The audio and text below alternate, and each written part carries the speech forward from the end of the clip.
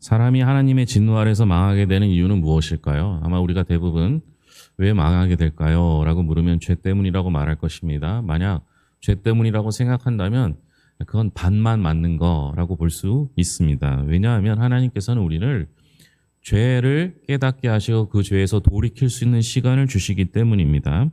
그러니까 정확하게 말하려면 우리가 망하게 되는 이유는 죄를 깨닫고도 회개하지 않기 때문이라고 보면 됩니다.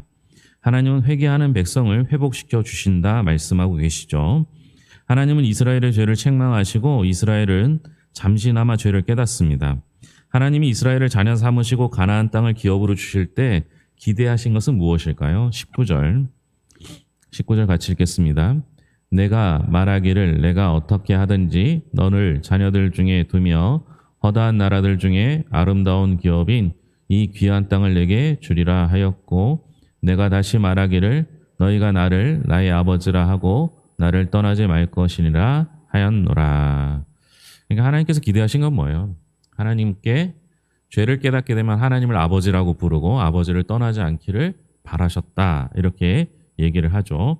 하나님은 아브라함에게 주신 약속을 신실하게 지켜서 애굽의 노예가 된 이스라엘을 건져 주셨고 자기 백성 자기 자녀로 삼아 주셨습니다. 또한 약속대로 가나안 땅을 기업으로 주셨죠. 이 일을 통해서 하나님이 기대하신 것은 내가 너희한테 많은 거 줬으니까 너도 나한테 많은 거 내라. 이렇게 하신 게 아니죠. 뭐예요? 그저 하나님의 자녀 되기를, 하나님을 우리가 아버지라 부르기를 원하셨던 것입니다. 오늘 우리도 마찬가지죠. 하나님은 아들의 생명을 던져 우리를 구원하여 주셨고 자녀 삼아 주셨습니다. 크기를 가늠할 수 없는 대가를 지불하고 우리를 입양하신 하나님이 우리에게 원하시는 것은 너무 단순합니다. 우리가 하나님을 아버지로 여기며 아버지 곁을 떠나지 않는 것, 그것이죠. 이스라엘은 하나님 그러면 어떻게 배반했을까요? 20절과 21절, 20절, 21절 같이 읽겠습니다. 그런데 이스라엘 족속아 마치 아내가 그의 남편을 속이고 떠나감 같이 너희가 확실히 나를 속였느니라. 여호와의 말씀이니라. 소리가 헐벗은 산 위에서 들리니 곧 이스라엘 자손이 애곡하며 간구하는 것이라. 그들이 그들의 길을 굽게 하며 자기 하나님 여호와를 잊어버렸음이로다. 하나님 어떻게 배반했냐? 하나님을 속였고 그들의 길을 굽게 하며 하나님을 잊어버렸습니다. 하나님과 우리의 관계를 나타내는 두 가지 관계가 있어요. 첫째는 아버지와 아들, 아버지와 자녀의 관계로 하나님이 설명하시고요. 또 하나는 예수를 우리의 남편으로 우리는 그리스도의 신부로 이렇게 표현을 합니다. 그러면서 하나님께서는 우상 숭배하는 것을 행음하고 많이 연결시켜서 말씀하세요. 그러니까 우리의 머릿속에 우리의 행동 속에 하나님 외에 다른 것을 좋아하는 것이 있다면 그것은 하나님께서 싫어하시는 우상을 섬기는 것, 우상을 숭배하는 것이라고 말합니다. 이것은 하나님과 우리와의 관계를 아버지와 아들의 관계는 가족의 관계로 설명하는 것이고요.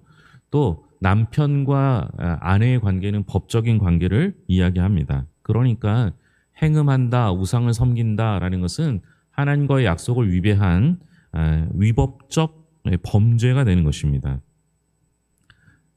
하나님께서는 이것을 그래서 우상을 숭배하는 것, 하나님 외에 다른 것을 사랑하는 것을 너무너무 싫어하셨죠. 그러면 버리셔야 되잖아요. 하나님이 싫어하는 일을 했으니까 우리가 하나님께서 우리를 버리셔도 할 말이 없잖아요. 그런데 하나님께서는 그럼에도 불구하고 우리가 위법적인 행동을 했을 뿐만 아니라 혈연의 관계를 끊으려 했음에도 불구하고 돌아올 것을 촉구하신다라는 겁니다. 항상 하나님은 우리에게 돌아오라 말씀하시죠. 그런데 이스라엘은 자기의 길을 더욱 굽게 하고 하나님을 잊어버렸습니다. 부끄러운 우상이 삼킨 건 뭘까요? 24절입니다. 24절 같이 읽겠습니다. 부끄러운 그것이 우리가 청년의 때로부터 우리 조상들의 산업인 양떼와 소떼와 아들들과 딸들을 삼켰사온즉. 그러니까 부끄러운 것, 이것은 이제 우상을 뜻하는데요. 우상이 삼킨 건 청년의 때로부터 그들의 조상의 산업인 양떼, 소떼, 아들과 딸들을 삼켰다라는 겁니다. 이거는 완전히 반대가 되는 이제 우리가 기대했던 것과 반대된 거죠. 여러분 이스라엘 백성들이 왜 우상을 섬겼습니까? 우상을 섬길 때 이스라엘 섬겼던 대표적인 우상이 바알과 아세라예요. 근데 이 바알과 아세라는 특별히 이게 부부 쌍이에요. 이 쌍으로 이어진 이 우상은요, 다산의 상징이었어요. 다산. 그래서 다산과 풍요의 상징의 우상을 섬겼던 것은 이 우상을 섬김으로 인해서 내가 더 많은 걸 가지고 더 많은 걸 누리고자 했던 겁니다. 그래서 그들을 섬겼죠.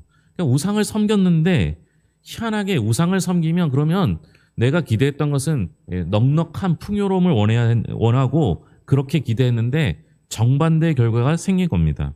그들은 그들의 조상이 얻은 모든 산업과 자녀들을 잃게 되었죠. 이렇게요, 우상은요, 처음에는 그럴듯하게 보이지만 그것을 기대하는 자들을 파괴하는 속성을 가졌습니다. 칼에 의지하는 자는 칼로 망하게 되고요. 돈에 의지하는 자는 돈으로 망하고요. 입을 의지하는 자는 입으로 망하게 되어 있습니다. 하나님은 우리를 자녀로 삼고 복을 주시면서 우리가 하나님의 자녀답게 올바르게 살기를 기대하고 계시죠. 우상은 내 삶에서요, 하나님보다 더 좋아하는 것, 하나님보다 더 마음에 들어하는 것, 집중하는 것, 그게 모든 게 우상입니다. 더 행복해지려고 우상을 의지하겠지만 결국 그 우상이 우리를 파괴하는 결과를 낳는다라는 사실을 잊지 말아야 합니다. 하나님 그래서 우리에게 온전한 회개를 촉구하시죠. 이스라엘이 여호와께 돌이키려면 무엇으로 맹세해야 합니까? 2절입니다. 2절 같이 읽겠습니다. 진실과 정의와 공의로 여호와의 삶을 두고 맹세하면 나라들이 나로 말미암아 스스로 복을 빌며 나로 말미암아 자랑하리라.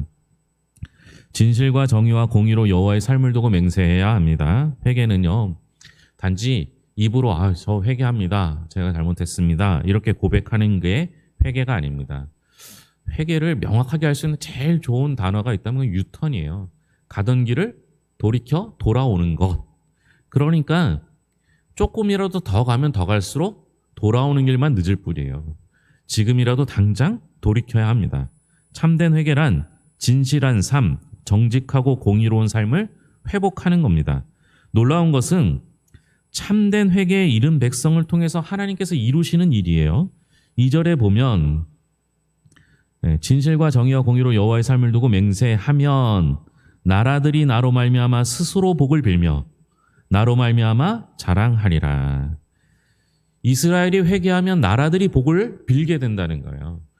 그러니까 이스라엘이 회개하는 순간 자기만 복을 받는 게 아니라 나라들이 모두가 복을 얻을 수 있다, 여호와를 자랑하게 된다 말하는 겁니다. 즉 이스라엘을 통해서 모든 민족을 복되게 하시겠다라는 하나님의 약속이 이루어지는 것입니다. 그러니까 여러분, 세계 곳곳에 복음이 전해지고 세계 곳곳에 복음이 전해지고 복이 이루어지려면 우리가 회개하는 것부터 시작한다는 거예요.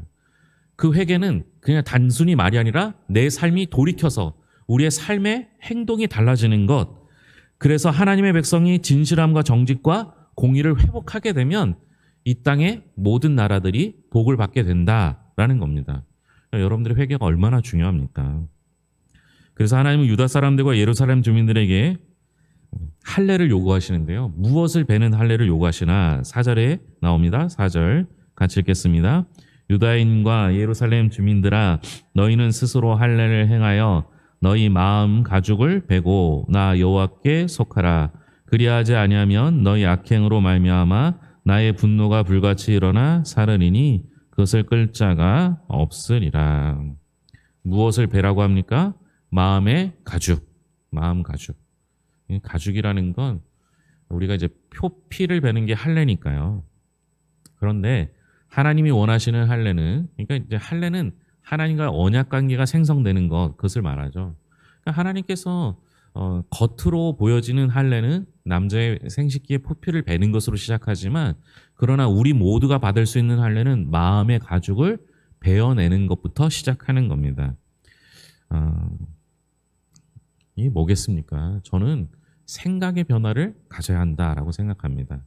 철저하게 하나님 중심으로 생각하고 하나님이라면 어떻게 하셨을까? 하나님은 무엇을 원하실까? 생각하는 겁니다. 이거 없이 예배에 자리에 앉는다 할지라도 그것이 여러분들의 삶을 바꾸기가 굉장히 어려워요. 생각이 닫히고 마음이 닫히면요, 말씀이 들어오지 않아요. 그래서 여러분, 말씀은 들음에서, 믿음은 들음에서 난다, 이렇게 설명하죠. 여러분, 듣는다는 건 그냥 내가 앉아서 들리는 것을 의미하는 게 아니에요. 듣는다는 건 우리의 마음의 문을 열고 말씀이 내 안에 들어오도록 하는 거예요. 이게 마음 가죽을 베는 일이죠. 이 할례가 없는 한 우리의 생각이 바뀌지 아니하고요, 우리의 생각이 바뀌지 않는 한 우리의 행동이 바뀌지 않는 겁니다. 예배의 자리에서도 우리의 생각을 바꾸는 일들을 해야 합니다. 닫혀진 마음을 열고 단단해진 가죽을, 마음 가죽을 벗겨서 완악한 마음을 버리고 하나님께서 주시는 참된 은혜를 받아 누려야 하는 것이죠. 그래서 진정한 회개란 입술의 고백에만 머물지 않고 마음 가죽을 베는 중심의 결단과 우상을 쫓던 삶에서 진실하고 정의롭고 공의로운 삶으로의 변화까지 이루어져야 한다라는 겁니다. 그저 내가 하나님 말씀에 깨지고, 그저 내가 하나님 말씀 앞에 엎드리고, 그저 내가 하나님 말씀을 듣고 우리의 생각이 바뀌기 시작하면 우리의 행동이 바뀌는 거예요. 예수를 아무리 오래 믿어도 우리의 삶이 변화되지 않는다면 무언가를 점검해 봐야 하죠. 저는 생각에서 시작해야 된다고 생각합니다. 우리의 생각을 바꾸시는 하나님의 말씀을 듣고 그 말씀 앞에 깨져서 하나님이 원하시는 방향으로 유턴하시는 성도들이 될 수 있기를 바랍니다. 기도하겠습니다. 하나님 아버지, 감사합니다. 주님께서는 언제든 우리에게 죄를 말씀해 주십니다. 단순히 지적하기 위해서가 아니라 깨닫고 돌이킬 시간을 주기 위해서입니다. 하나님은 이렇게 우리에게 회개의 기회를 주시고 회개의 시간을 주십니다. 그 시간이 우리에게 하나님의 은혜로 말미암아 회개할 수 있는 길이 열리는 시간임을 깨닫고 잘 듣고 우리의 마음에 가죽을 베어 하나님 앞으로 돌아서는 회개의 자리에 서게 하시고, 우리가 단순히 입술로 고백하는 것이 아니라 우리의 삶이 변화되는 역사를 이루어가게 하여 주시옵소서. 우리가 회개하면 놀랍게도 우리뿐만 아니라 세계 열방이 복을 받는다 말씀하고 계십니다. 하나님 아버지, 우리는 복음의 문을 회개의 문으로 열게 하시고, 우리가 회개하면 그 복음의 문이 활짝 열려서 하나님 아버지 이 땅에 복음이 전파되는 도구로 쓰임받게 하여 주시옵소서. 교회 안에서는 은혜 받게 하시고 교회 밖에서는 하나님 말씀을 삶으로 증거하는 예배자가 될 수 있도록 붙잡아 주시옵소서. 무더운 여름입니다. 하루하루가 얼마나 힘들고 지치는지 모릅니다. 우리들의 마음을 주장하여 주셔서 하나님 아버지 힘들고 어려운 순간순간마다 하나님의 은혜로 다시 일어서게 하시고 주님이 공급해 주시는 새로움을 경험케 하여 주시옵소서. 더불어 하나님 아버지 각자의 사정에 따라 열심히 준비하고 또 일하는 모든 것들 주님의 은혜 가운데 함께 하실 것을 믿으며 언제 어디서나 주님과 동행하는 삶을 살게 하여 주시옵소서. 모든 것을 예수님의 이름으로 기도합니다. 아멘.